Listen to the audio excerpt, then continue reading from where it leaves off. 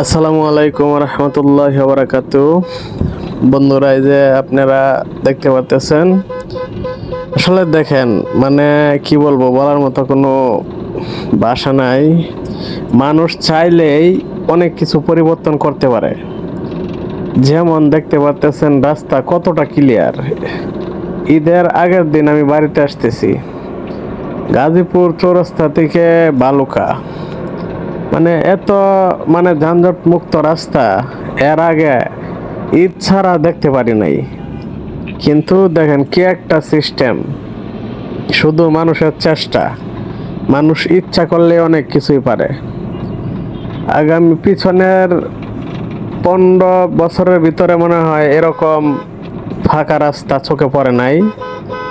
এরকম আপনার স্বাভাবিক যে জ্যাম থাকে ওই জ্যামটাও নাই। দেখেন, মানুষ কিন্তু অনেক খুশি, মানুষ অনেক খুশি ভাবে কিন্তু সবাই বাড়িতে গেছে।